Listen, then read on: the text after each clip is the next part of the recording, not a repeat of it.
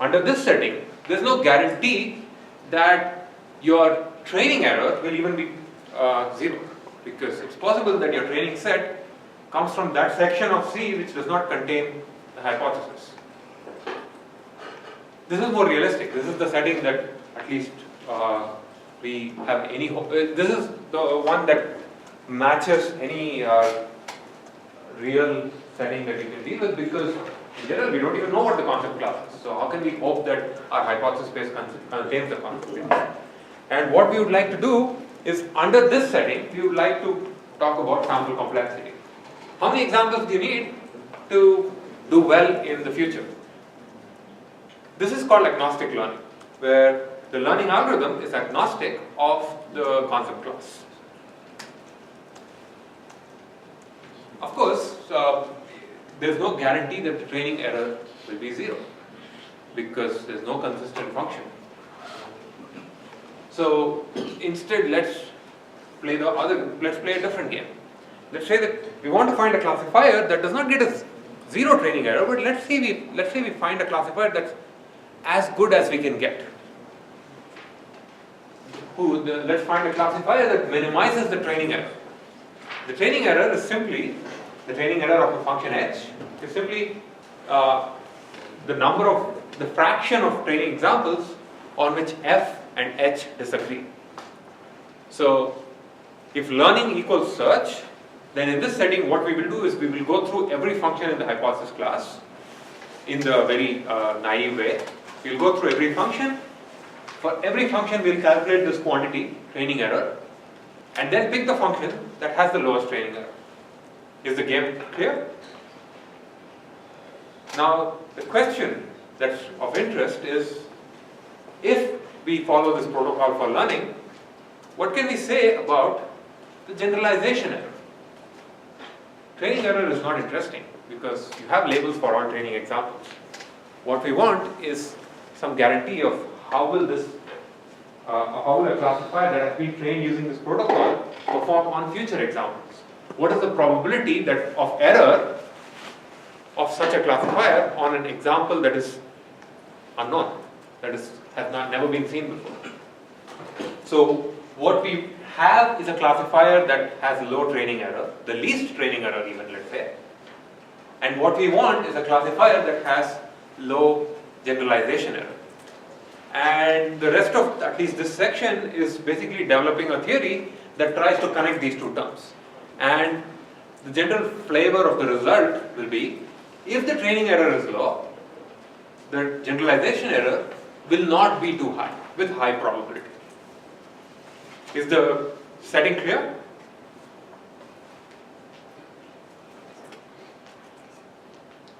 In order to do this, we'll be looking at tail bounds. So this is roughly where I stopped in the last lecture.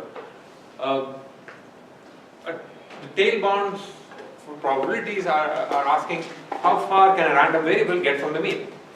In other words, you have some distribution, you try to identify what's the fraction of elements that lie in these areas beyond a certain distance, beyond a certain say epsilon away from the mean. And this aspect of probability theory is very well studied. It shows up in at least beginnings of this shows up in intro to probability classes, and some of you, I'm hoping, in fact I hope all of you, at some point have seen things like Markov and Chebyshev's inequality.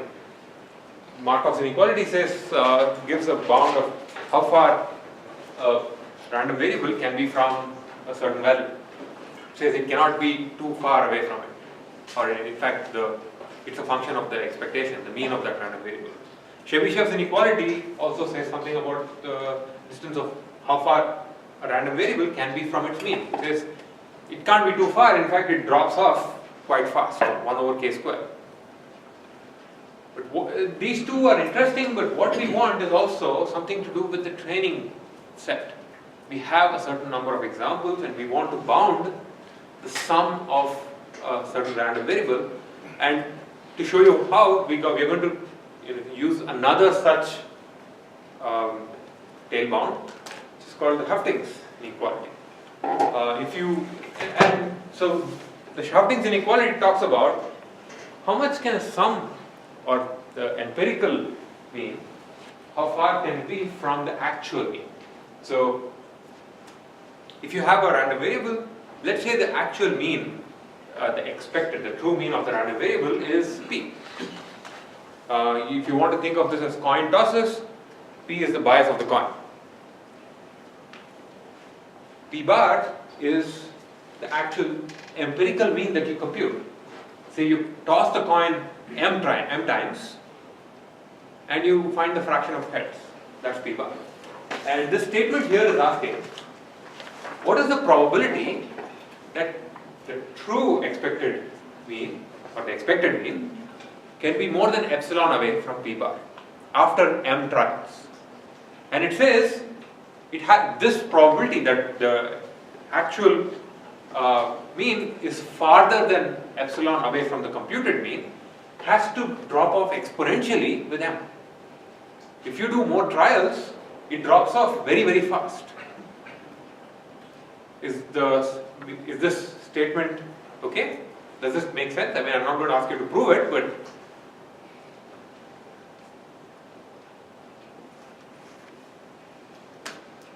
what this means is that if you have more samples, more trials, the empirical mean will converge really fast to the actual mean.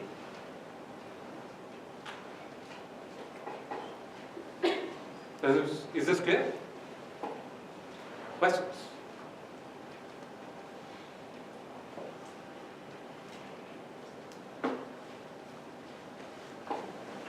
What if you get the examples from a very higher state, from a very extreme part of the distribution? You're not getting. Yes, this is a probabilistic statement. You're just saying that the probability of such that happening, exactly that situation happening, is very low. Yes.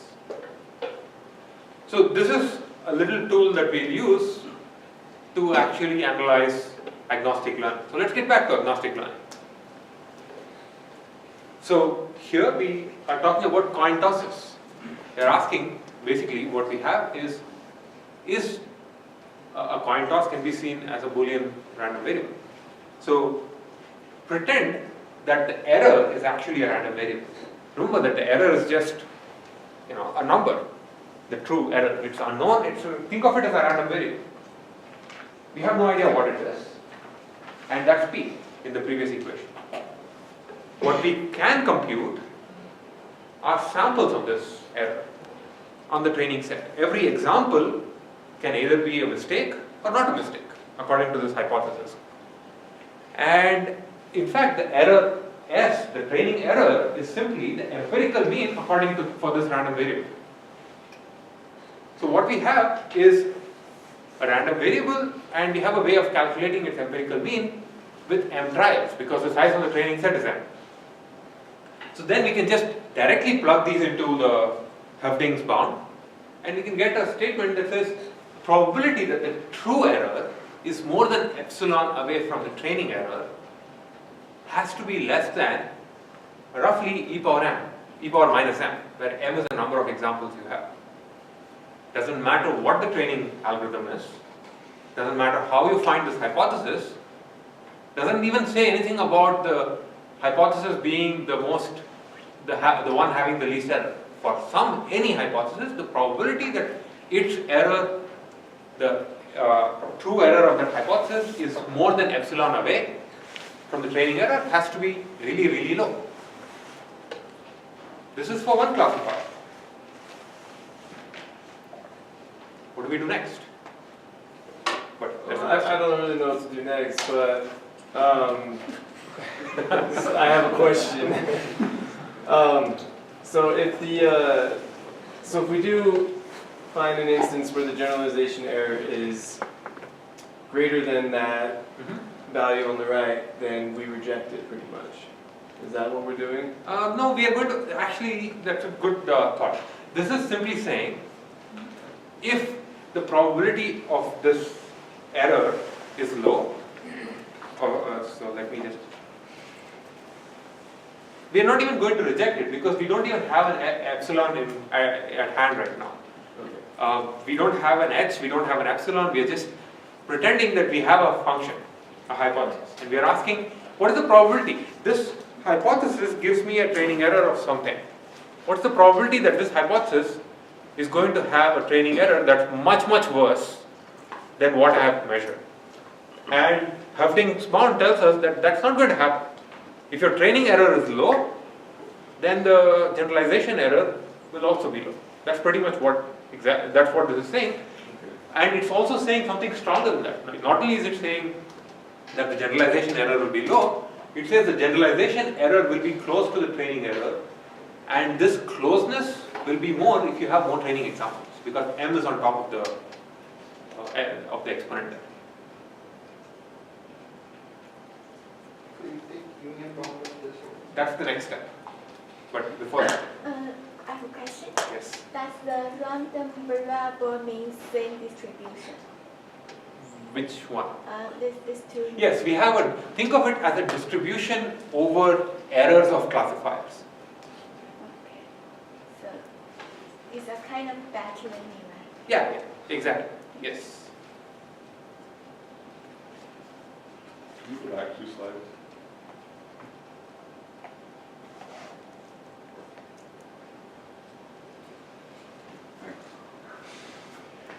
Is there a question? No, I'm kind of wondering, so these P and P bar, these are like normal distributions? Yeah? No, this is true for all distributions. I see. This does not care what the distribution is. This does not. All you have is, think of this as coin tosses. But it's just non-negative variables, right? Yes. It's just a non-negative distribution. I suspect it is. I have to check, but there are ways of dealing with that as well.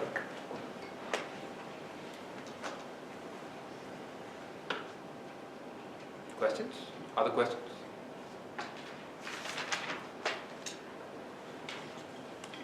So we've been kind of playing the same game in a different way. Here we are asking, we have a statement about the probability of one classifier being bad. And by bad, I mean probability that H is a classifier whose training error is low, but the generalization error is very bad, very high. It's more than epsilon. This says the probability that H is bad has to be really low for some H, for any H. Then the next step is really what we did before. This one is one out of many, many possible functions. So we apply the union bound. It's the same game as before. The probability that there is some classifier, there exists a classifier, I don't know what, but the probability that there exists a classifier that has this property that is bad has to be less than just h times the e power something. And this is again the union bound. So if you want to know more about the Chernoff-Hoeffding bound and the union bound, there's actually a nice set of notes written by Jeff Phillips, and I've linked to it on the lecture page for this.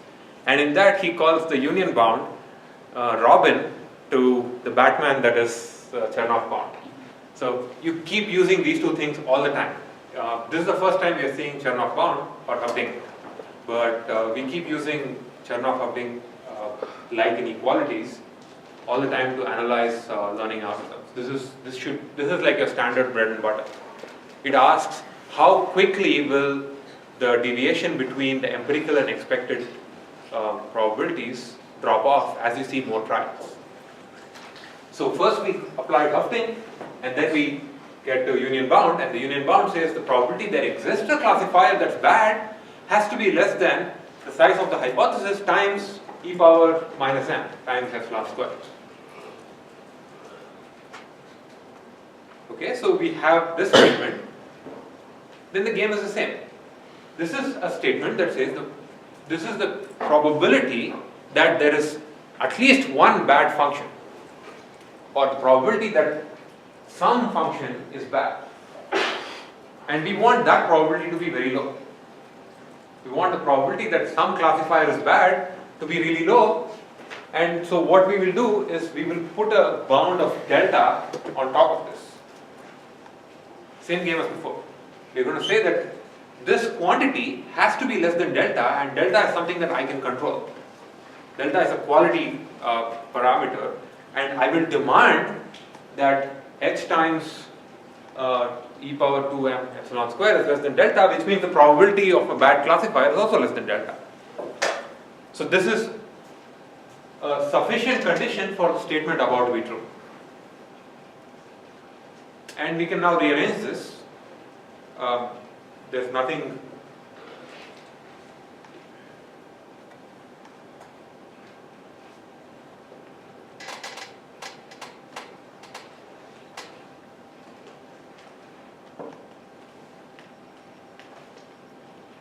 There's nothing too fancy now. We can rearrange this and get a statement that says how many examples do you need. And the way to read this is, if m is greater than this quantity, then trivially, I can assure you that the step from second line to third line is literally just taking log and moving the terms around. So that's just algebra. So if m is greater than this quantity, then h times e power blah blah blah will be less than delta. If h times e power minus 2m epsilon square is less than delta, then the probability that there is some bad classifier is less than delta. Which means, if you have these many training examples, then the probability that there's some bad classifier has to be less than delta. Questions? Yes? So you're saying that there's a probability that there is some bad classifier, but could you The Can probability you just that like choose like the best classifier and then know that you get the worst one, or how does So- that work? so this is saying the probability that there is some bad classifier is less than delta, which means probability that there is no bad classifier is greater than 1 minus delta. Which means if you find a good classifier according to the training error, then it will not be too bad, and I can guarantee this, meaning it won't be more than epsilon away from the training error in the future, and I can guarantee the statement with the probability of 1 minus delta.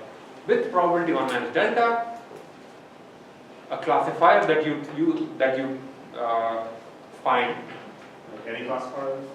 any classifier you find with probability delta will have the following property.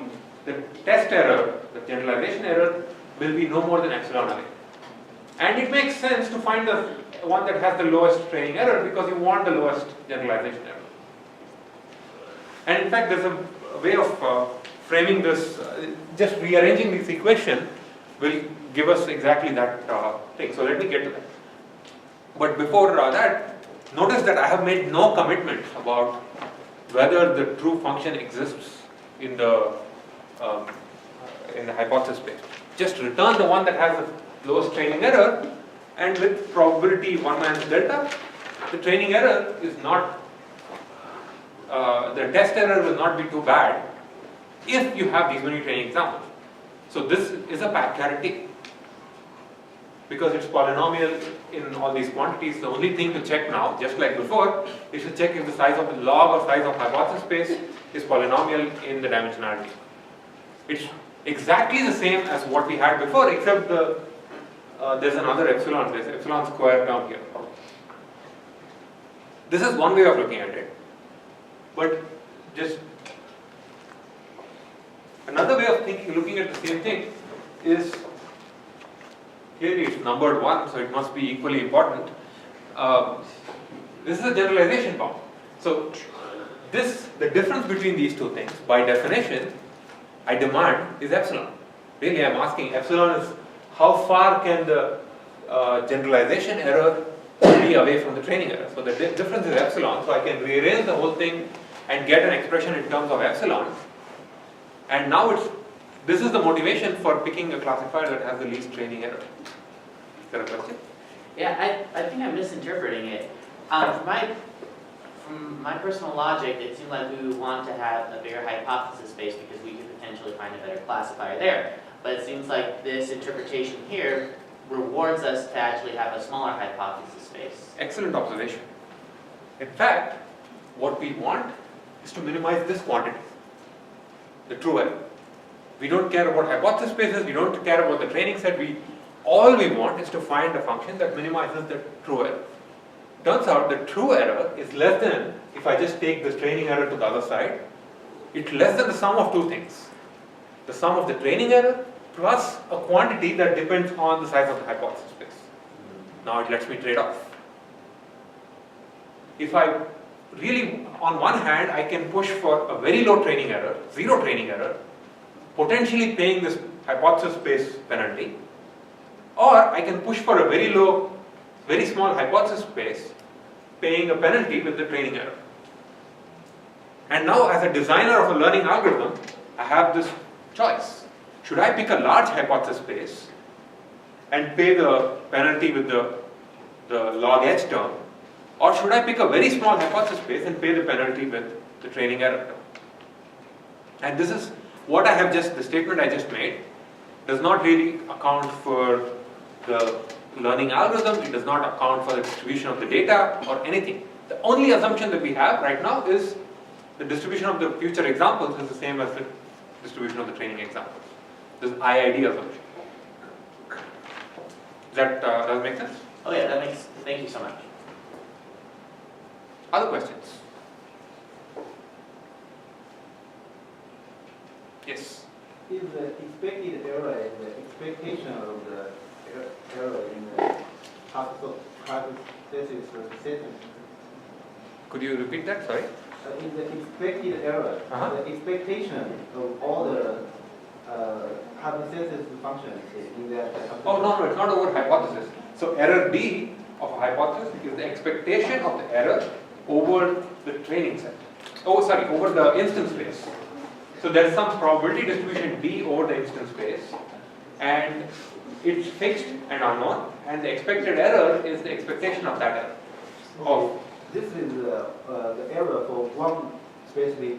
This is the error for one hypothesis. This is the error for any hypothesis. Okay. Yes. And this really motivates, in fact, I'm going to jump the gun to the end of today's lecture and point out that this motivates several learning algorithms which trade off these two things. On one hand, you try to minimize training error. On the other hand, you try to also simultaneously minimize this other term and trade these off against each other and hope that we do well in the future. And this is really the theory of learning. So what we have so far is we saw a version of Occam's razor in the last lecture which says if you have m examples and this m is greater than 1 over epsilon times log h plus log 1 over delta, and you make this assumption of consistency, then you have a pack guarantee. So consistency means the hypothesis space contains the true constant. If you drop that assumption, even when that is not true, that's agnostic learning, then if you have more examples, notice that there's an epsilon square here, so this number is more. So if you have more examples, even if you drop this consistency requirement, you get pack guarantees. So these two things look very similar. And one of the main things that you should take home from here is that learnability of a concept or a function depends on the log of the size of the hypothesis space. All those other things, epsilon and delta, are parameters that we can give in, trade off. Epsilon is the error, delta is the confidence. The only thing that's, that you have to make a choice while designing the learning algorithm is the hypothesis space. So learnability depends on the log of the size of the hypothesis space, and it really says if the number of examples, if the size of the hypothesis space is very large, then learnability is better. Have we solved the problem? Have we characterized learning?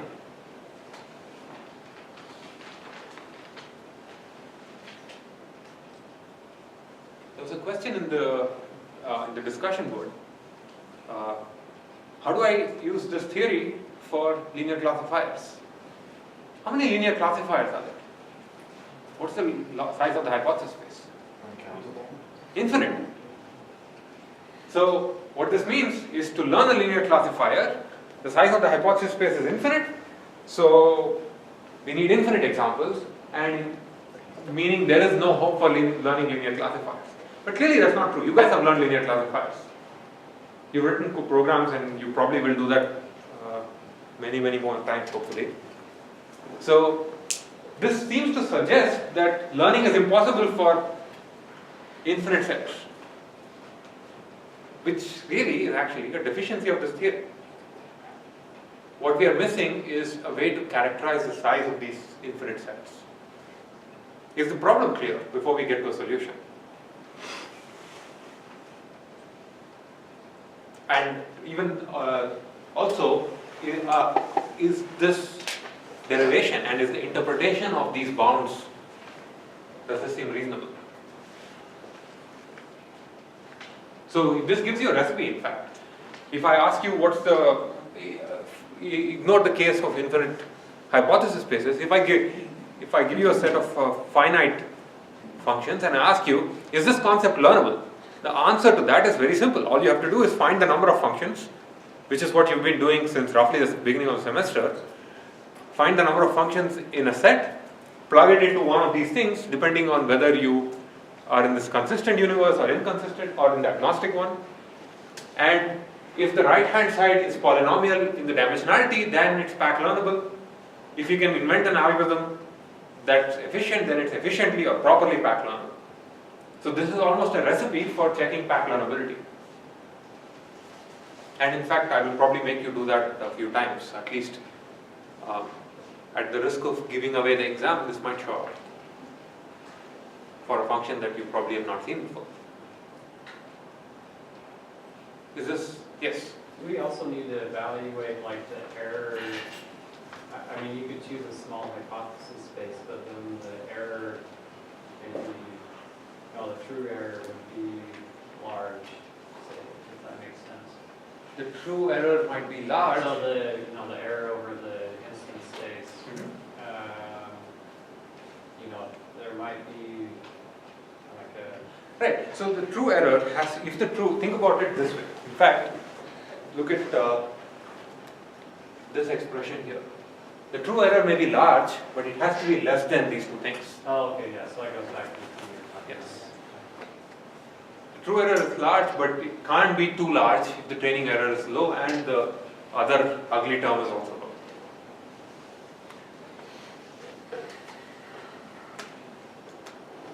Okay, so this roughly concludes our analysis of finite hypothesis spaces.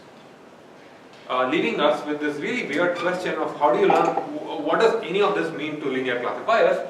And that takes us to the last section of our analysis of learning theory, or at least for now, which talks about this idea called shattering and introduces this functions called VC dimension, which can be seen as a surrogate for log size of the hypothesis space.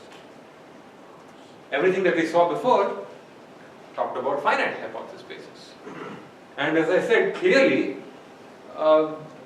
we can't apply it directly to infinite hypothesis spaces, but even with infinite hypothesis spaces, we can intuitively think of some functions being more expressive. So a linear threshold unit captures certain classes of functions.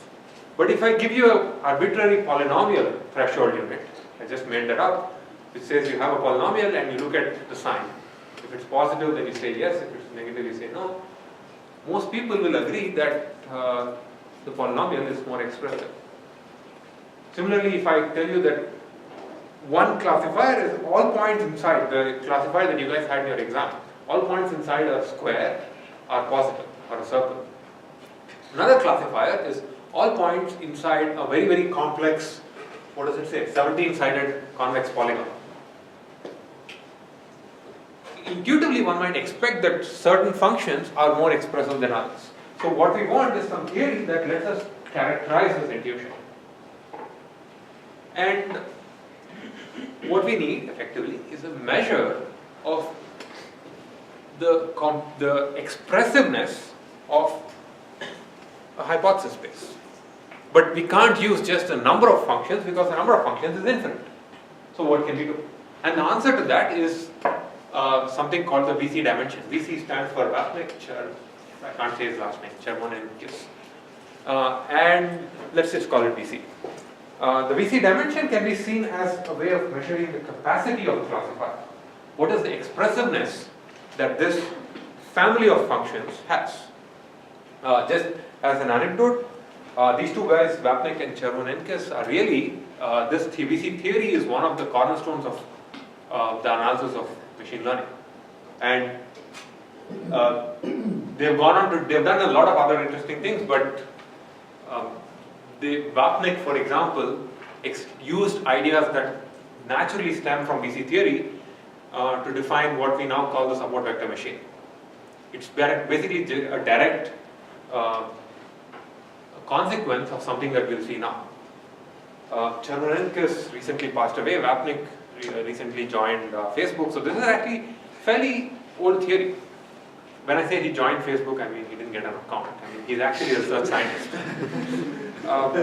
And the point of this is what we want to do is create some surrogate for that log h term, so that we can plug it in and basically enjoy the same kinds of analysis. And VC dimension is something like that. To introduce this, let's think of, let's try to learn rectangles. This box here represents the true function. Every point inside is positive and every point outside is negative. And let's say we get some finite training set, something like this, and you can easily learn a box, right? From the first set. The red box agrees with all the training examples, it gets 0 error. You see more examples, you make the box bigger, you see more examples, sometimes you can make it bigger or not. But really, will we get the exact same function ever? Is there, what's the hope that with a finite training set, we'll be able to learn exactly the same box? Practically 0, right? In order to get that, we need to get a point literally on the boundary. But do we even care about learning the exact function? What if we don't care about learning the exact function, we only want to learn a function that agrees with these predictions? And we are going to use that as a measure of closeness. Let's take linear classifiers, and we'll use this as a measure of actually expressiveness. So, let's think about expressiveness. Say I give you 2 points, and I label one of them as blue and one of them as red, or if you want positive and negative, and I can, let me pull up my pen. So, if I give 2 points and in this setting I am able to find a linear separator that separates the red and the blue. This is really symmetric to this, so they are the same. If I label both points as blue or positive, then I put the line on one side. If I label them both as negative, then I put the line on the other side. So, give me 2 points. So in fact, let me put it that way. Let's say I give you 2 points, and you can label those 2 points however you want, and I'll be able to find a line that agrees with your labeling.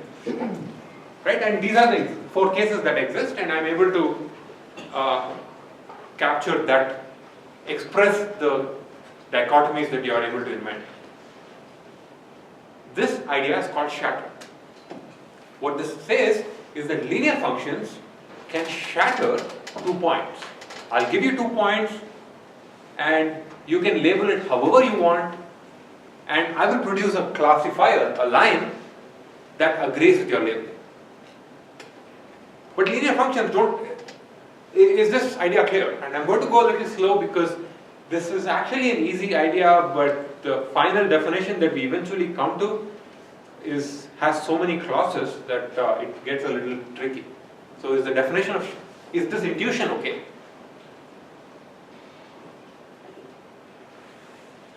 Can you give me a definition of what shatter means?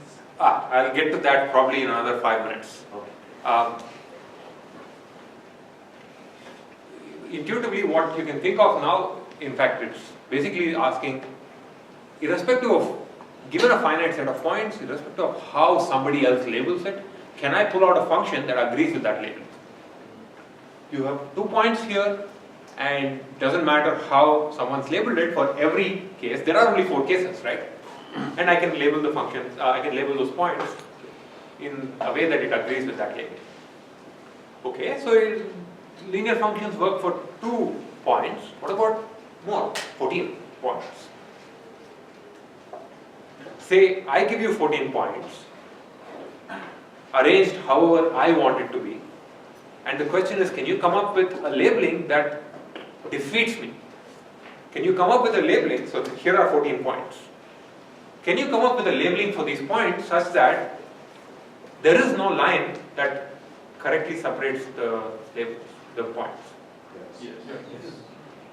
Most of you seem to say yes, or at least 4 of you. But what about this label? Is this okay? I can find a line. But the definition of shattering is not necessarily adversarial. You have to find the worst possible labeling because you want to prove me wrong. You want to prove to me that these points cannot be separated by a classifier. So you will give me something like this and I will try to fit different possible lines. And I'll give up.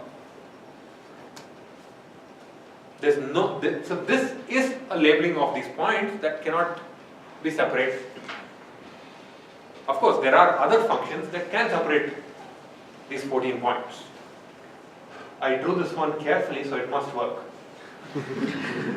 So, clearly, this squiggly function is more expressive than the class of linear functions because it can express this weird labeling that a linear classifier cannot express. Is the intuition, does it make sense? And they're going to try to quantify this. So, since you asked for a definition, shattering is defined for a set of examples. A set of examples are said to be shattered by a set of functions if for every way in which these examples can be labeled, and in the official definition it's called a partition because binary classification can be seen as partitioning into 2 parts. Every way in which you partition these examples, I will find a function from my bag that agrees with your partitioning such that it labels whatever you call plus as plus and whatever you call minus as minus. If I'm able to find a classifier that agrees with every possible labeling for those points, then my entire set H is set to shatter those points. And the intuition is if you have a richer set of functions, then they will shatter more points. A more impoverished set of functions will not be able to shatter too many points. So this gives a measure of complexity of sets of functions. And it does not matter whether these functions operate on infinite dimensional, if there are infinite of them or not. There were infinite lines and even one of them could not shatter those 14 points. Questions? Let me work through examples and in the meanwhile you can think of questions. So let's look at this one class of functions. Here's a hypothesis class of bounded intervals, of left bounded intervals. The inputs all come from the positive side of the real line and the entire function is defined by this single term a. Everything between 0 and every point, if a new point comes in and it lies between 0 and a, that point is labeled positive. If a new point comes in, it's more than a, then it will be labeled negative. Clearly, there are an infinite such functions for every choice of a. Right? So now the question is, how many points can these shatter? And I'm going to argue that 2 points cannot be shattered. So let me work this out rather than just showing it to you. First of all, let's look at 1 point. So the function that we have looks like this, and I'm going to use brackets. This is a real line, this is 0, and this is a. Everything inside is positive and everything here is negative. This is the class of functions, and this, let's call this f of x, let's say. fa of x. Now, let's see if we can shatter 1 point. 1 point is a valid subset, right? It's a valid set of points. So, let's say we get a point. The way to test it is, given a point, and let's say it's positive, so this is 0. Given a point, you will now try to label it in different ways. If you give this point a label plus, then what I will do is I will pull out a function with a here. This function. A is on the other side, so it has labeled this point correctly. Right? Now, on the other hand, if the same thing, if you give the same point a label minus, I can find an a. I'll call this in a somewhere here, and it labels this point correctly. Trivial. Or not? Questions? So is it kind of like a pumping lemma of sorts, of where you're just trying to break it? In fact, exactly. I don't see the connection to pumping lemma, but you're trying to break it actually. You're trying to see how many points do we need to get to before this function class becomes cannot express this this dichotomy. So the left bounded intervals can shatter 1 point. Let's look at 2 points. So I have a number line, and let's say I have 2 points. Let's call this A and this point B. Now I can, now let's say I'm the one who wants to prove to you that 2 points can be shattered. Your job is to prove to me that 2 points cannot be shattered. So we have this adversarial game. How would you label these points so that no function that I have can label it? Minus plus. A is minus and this is plus. But, okay, that is a valid answer. Just for the sake of argument, I might argue, yeah, this is, kind of an adversarial case. What if instead of minus plus, I label them plus plus? Then I'll be able to find a function. Aha, it gets shattered. Is that a valid argument? Why not? Shattering means that any. Shattering is an adversarial definition. For every possible labeling of these points, I must be able to pull out a function. And you gave me a function, you gave me a labeling that says minus plus, and I cannot find an A that puts a minus on to the left of a plus by construction, by definition of this function class. This means that the set of left bounded intervals cannot shatter 2 points. Is this argument okay?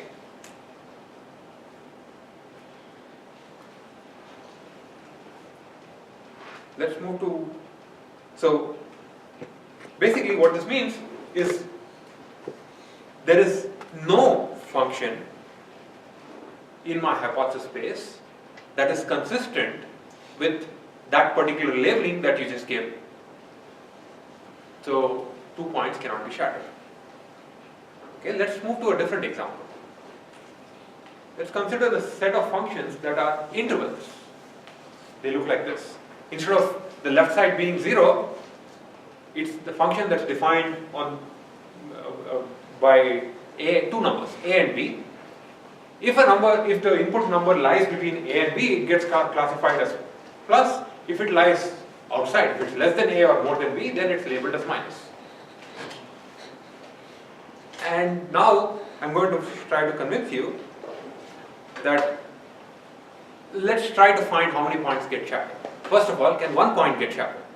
So just to remind you, there's no more 0 or anything. There's this interval A to B, and everything inside is plus. So let's take the case of 1 point. So I have an interval, I have a single point, let's call this A. Can you come up with a labeling that I cannot agree with? So if I label it plus, how would you position A and B? On the ends of A, right? So let's not call the point also A because I have A and B here. Let's call the point B. Yeah, so how would you pick A and B with respect to this point P? P would be inside the interval of A and B. P would be inside the interval. So that's a valid answer because I have a there are many functions that contain p inside my bucket of functions, which is this. So I can pick a and b, something like this. What if that, I have to also exhaust the possible, all possible labels. So if this thing has a label negative, how do you pick a and b? What's the interval greater than? So it's outside, so I can put a and b here, or I can put a and b here, and both of these would label this point, would agree with that labeling. Okay, now let's look at the case with 2 points. Remember that the left bounded intervals did not work with 2 points. So you have P1 and P2. So now we have 4 possible labelings to consider. So plus, plus.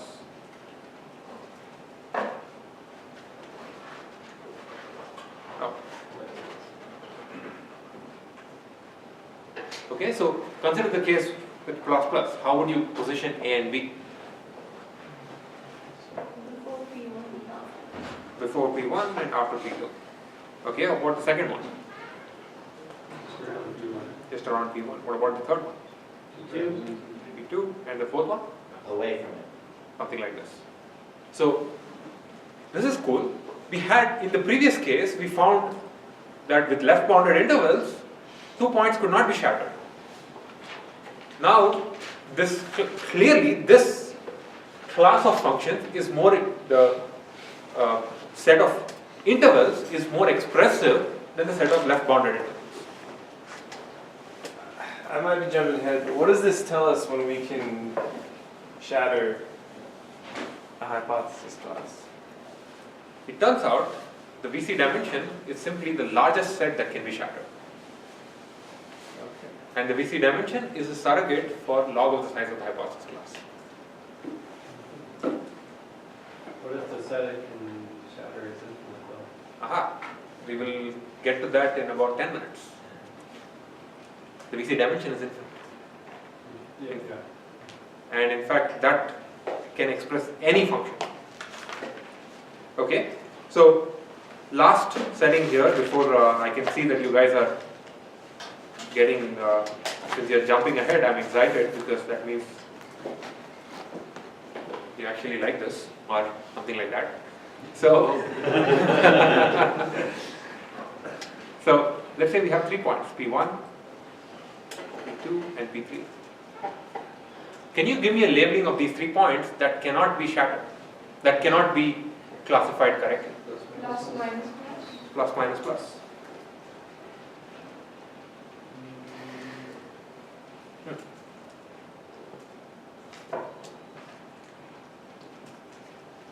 And there is no function in my set of functions that can correctly, that can agree with this labeling. That means that 3 points cannot be shattered. Last example before we go ahead, the one that we've been looking at and that started this whole discussion, linear classifiers. I'm going to simplify this, I'm not going to go to d dimensions. Linear classifiers on the plane, which is basically lines. Can you shatter 1 point with a line? Basically when I say line, I mean it's a half space, it divides the plane into 2 parts and says one side is positive, the other side is negative. Can you shatter 1 point? Yes. Can you shatter 2? Yes. Can you shatter 3? Yes. No. Oh, interesting. Can any 3 points be shattered?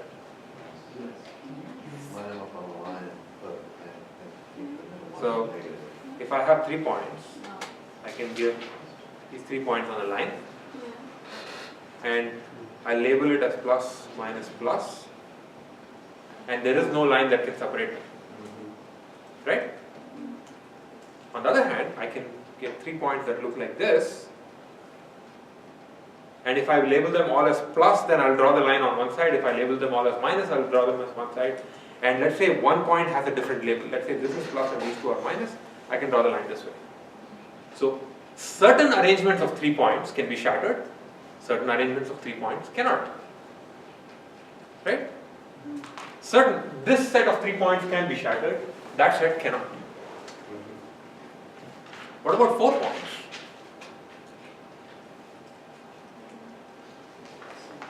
The answer is right here. So 4 points cannot be shattered, and there's a proof for that. This requires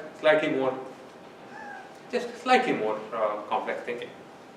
Consider 4 points. There are only two possibilities.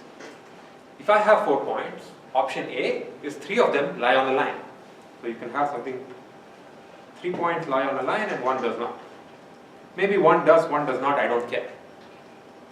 In this case, I can produce a labeling that cannot be classified, which is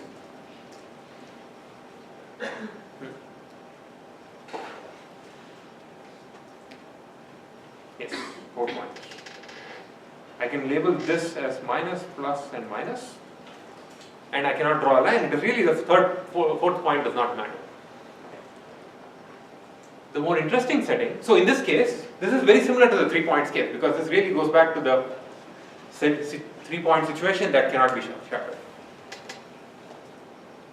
Suppose the other option is no 3 of them lie on a line. So you get something like this.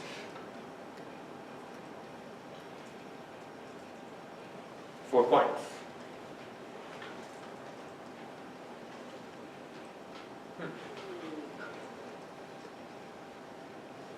4 points, yes. Okay? Now what do you do? To break it, How do you break it? Yes. left, positive, right, positive, up, negative, down, negative. That's the XOR. So it's something like this. It's plus, minus. The screen is not that sensitive in certain areas. Something like this. Cannot be shattered. Are these the only cases? Am I missing something? So one case was when all 3 points were on a line, and in the other case was something like this. 3 points are not on a line, but am I missing something? You had something to say, right? I had a question. So even though it may be possible for every function, or for any way you label it, it can be linearly separable, but it doesn't mean it's shatterable. And that goes back to the first example where we had the minus on the left and the positive on the right. Even though it's linearly separable. Oh, linearly separable is with respect to a particular set of functions. In the first example, the set of hypothesis class was the left bounded thing. Now we are talking about linear classifiers are just a set of functions. It just so happens that they are my favorite set of functions. But it's just a set of functions. So option A, when 3 points lie on a line, I can produce a labeling that that cannot be classified. When 3 points don't lie on a line but have this kind of setting, this is, I like to call this the XOR example. This is like XOR, the XOR function. The other case is when you have something like this. 3 points do not lie on a line, but 3 of them form a triangle and 1 point lies inside. Can you produce a labeling that does not agree with this? So the outsides get a different label from the inside. And that cannot, there's no line that can classify that. So, okay, and I think you get the idea. So, the point is, 4 points cannot be shattered. And in a somewhat informal way, I just proved it. 3 points can be shattered, or there exists some set of 3 points that can be shattered. No arrangement of 4 points can be shattered. So, just to wind up this discussion on shattering, you can think of shattering as an adversarial game between you and an adversary. Yes? Why is 4 points is not shattered? If the 4 points are arranged in such a way that they have the vertices of a square. Okay, let's play that. Let's take that. So 4 points are arranged as the vertices of a square. Let's give these names. A, B, C and D. Okay, now what? And left side, both points are given negative, and right side, both points are given positive. So you call this is a plus, this is a plus, this is minus, I'm able to find a line. Okay, but the problem is the definition of shattering is adversarial. I give the 4 points, or let's say you give me the 4 points, you cannot give me the labels. I will give you the labels that will force you to fail. And I will not be nice enough to give you these labels. I will give you this. That's still Oh. Yes. Still, I am nice. I'll give you this. And now this line cannot, no line can separate. You can, the way, so that's a good point. In fact, this is a place where most people get confused with the definition. You can supply the points, but you cannot supply the labels.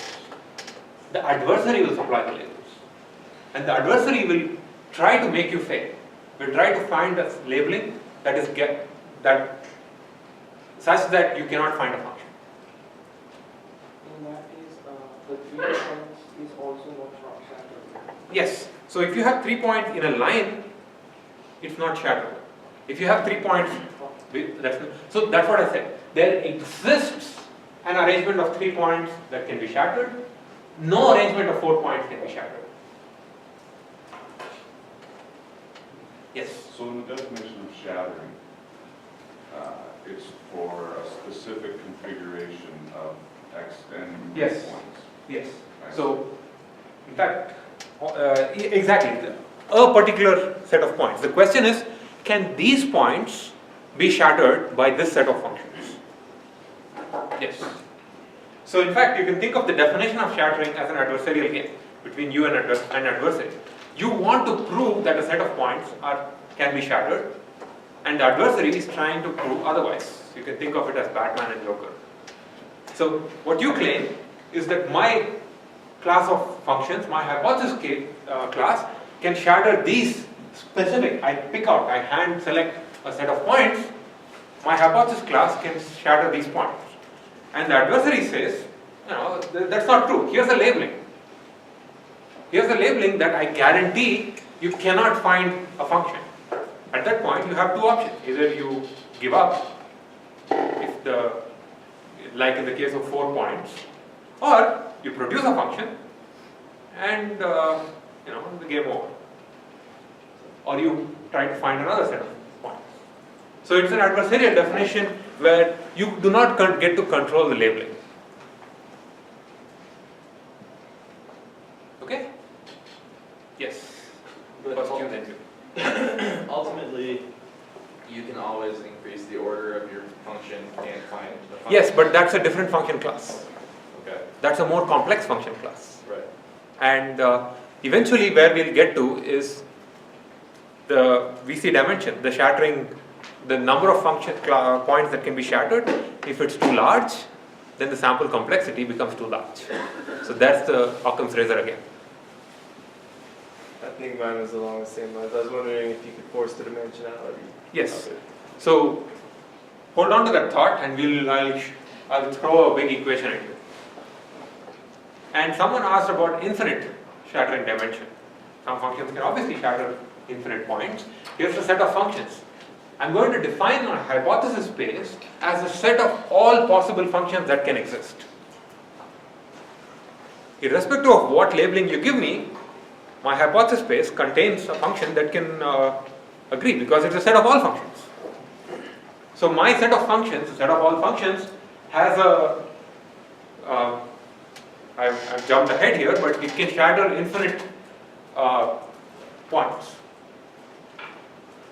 And this is called an unbiased hypothesis space. There is no information. It's a set of all possible labelings, and you have no way of knowing what's better than the other. And actually the intuition is, if the set of points that can be shattered is larger, then the function space is more expressive, and this also corresponds to lower bias. When I say bias, I mean lower information. I don't believe that this set of my true concept is linearly separable, so let me find a richer function class. And this rich set of functions can shatter more points. And we use this definition of shattering to define the VC dimension, and this is really where we've been leading up to. Remember that the just to remind you, the definition of shattering is a set of examples. A particular set of examples can be shattered by a set of functions if every possible partition of those set of points can be matches some function in your set. The VC dimension of some hypothesis space. Now VC dimension is a property of hypothesis spaces, just like size. The VC dimension of a hypothesis space is the following. I will pull out a finite set of points, and you try to shatter it, and if you can do it, the VC dimension is at least the size of those points. The VC dimension is the size of the largest finite set of examples that can be shattered by this function class. So for the left bounded intervals that we saw, it could shatter 1 point, it could not shatter 2, the VC dimension is 1. For the case with intervals, it could shatter 2 points but not 3, the VC dimension is 2, and so on. So just as the way to think about this is, this concept class in the first case, the half interval, any data set of size 1 can be shattered, no data set of size 2 can be shattered, so the VC dimension is 1. For intervals, any data set of size 2 can be shattered, no data set of size 3 can be shattered, so the VC dimension is 2. For linear classifiers, there is a data set of size 3 that can be shattered. There is a finite subset, right? All we need is one set of that size to be shattered. And no set of size 4 can be shattered, so the VC dimension is 3. Let me just list out a few more VC dimensions. For linear threshold units, for linear classifiers in D dimensions, the VC dimension is D plus 1. For neural networks, it turns out the VC dimension is roughly the number of parameters that it has. And we'll not be doing neural networks in this class, but it was just for your information. We spoke about infinite VC dimension or infinite shattering capacity. It turns out the one nearest neighbor classifier, first classifier, maybe the second one that we saw, has an infinite VC dimension. Why? Because for any labeling, you can find a point. You can find a function. Basically, the function is just remembering those points. And it's instructive to try to prove this. I encourage you to try to prove this last statement. So, okay? Are there questions about VC dimension? Yes. So the VC dimension is a property of any set of functions that partitions other sets? Yes. Okay. Any set of, yeah, in fact, those are the sets of functions we've been looking at, right? A classifier is simply a function that partitions an instance space, a binary classifier. We can expand this definition to multi-class as well, but for now, yes. Yes? Why are we more restricted and say it has to be able to shatter every set of a certain size? Like with the linear classifier, you said, well, it can shatter at least one set of sizes. Right, because we want a way of quantifying impossibility here. It's impossible for this classifier to express certain concepts. Yeah, okay, that makes sense. So the VC dimension is actually a very useful property because effectively for infinite hypothesis spaces, the VC dimension behaves very similar to the log of the size of the hypothesis space. Remember that in the bounds that we had before, the key property that we cared about was the log of the size of the hypothesis space. And it turns out we can prove, and I'm not going to do that, we can prove similar results for sample complexity, where the number of examples you need is a function of the size of the hypothesis space, which is actually its VC dimension. So we can prove Occam's razor result, in fact. I'm not going to read this, but basically we get a statement that at least must look familiar, except this quantity here that says VC of h in the previous setting, we had some quantity there that was log of the size of x. So we have a statement that says if m is the number of examples we need, if m is the number of examples we have is more than this quantity, then we have the pack guarantee. That is, with probability 1 minus delta, we'll be able to find a classifier whose error is less than epsilon. And of course, on top of this, we also need to prove, find a learning algorithm, but that's for efficiency. The important thing to note is, again, this is just, this is in the case of the consistent setting. If, for example, you have linearly separable data and you have a linear classifier, this bound holds. We can also generalize this to agnostic learning, very, very similar to what we saw before, except the other term becomes uglier, but it's still some function of the VC dimension. For agnostic learning, remember we saw this just about an hour ago for the finite dimensional case. For infinite dimensional cases, VC dimension basically behaves like the log of size of the hypothesis space. So what you need to do now is to think about, if I give you a function set, is it finite or infinite? If it's finite, you apply those previous bounds and you count how many functions there are.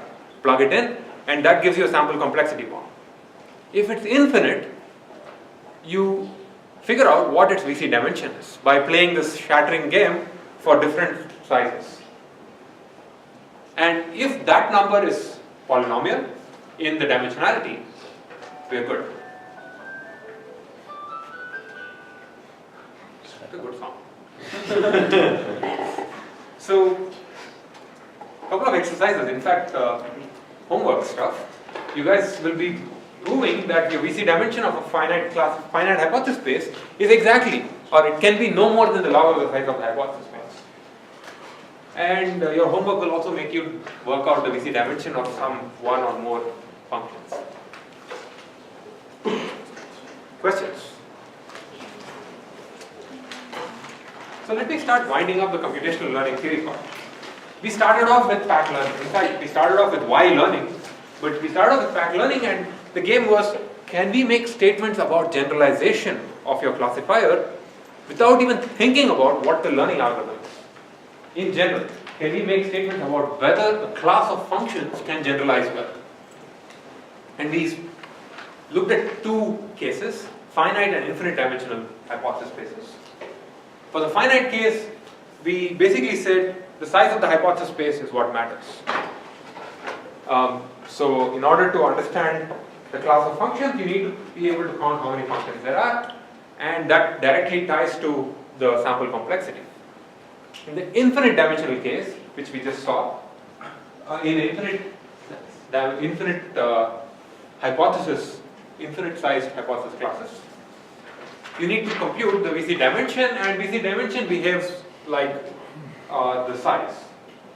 In the first case, in the finite dimensional case, in the finite hypothesis class, larger hypothesis classes require more training examples, more examples. In the infinite case, larger VC dimension requires more training examples because they are more expressive. So all of this is basically just the tip of the iceberg. This is one of my absolute favorite topics in machine learning, because this is the kind of stuff that you don't see in other places in computer science. And it lets you reason about learnability of concepts without even thinking about learning, without even thinking about learning algorithms, without thinking about programs or anything. We did not have to deal with a single algorithm here except that toy elimination case. We are thinking about learning without actually thinking about specific algorithms. Let me wind up with this rant about why learning theory. Because occasionally you get people asking, why bother? I mean, I really want to build a spam detector. How does this help me? Learning theory answers questions like, what is learnability? Can this class of functions be learned at all? Is there any hope in applying machine learning? The nice thing about this brand of learning theory, which is pack learning, we saw mistake bound earlier. It turns out that the mistake bounds can be converted to pack bounds. If you are able to prove a mistake bound, I have a methodical way of just converting it into a pack bound, and actually the voted perceptron does that. The more interesting thing is just this style of reasoning raises questions that we can answer and do interesting things. So for example, one question is, if a concept class is weakly learnable, meaning I can, for any function in that, there's a learning algorithm that can produce a classifier that does slightly better than chance. Does this mean this concept class is learnable in the pack sense? If I'm able to create a learning algorithm, let's say I'm not very smart with the way I design learning algorithms. Say I'm able to design a learning algorithm that can produce a classifier that's just slightly better than chance in every case. Does this mean pack guarantees? And it turns out the answer to this is something called boosting. This is how the theory of boosting was born. The other thing is, we've seen this bond where the true error is less than training error plus this giant term which depends on the size of the function. And it turns out just staring at that thing and writing it as an optimization problem leads to this giant area, opens up this giant door called structural risk minimization. We'll be spending a lot of time on that. In particular, it leads to probably one of the two most commonly used learning algorithms, which is the support vector machines. So learning theory directly, historically, led to the development of these algorithms. In the next class, we'll be looking at boosting, and the week after that, we'll get into support vector machines. That will at least wind up this section of the class. I think I'm out of time, so if there are questions, I'll be around. If not, I'll see you on Thursday.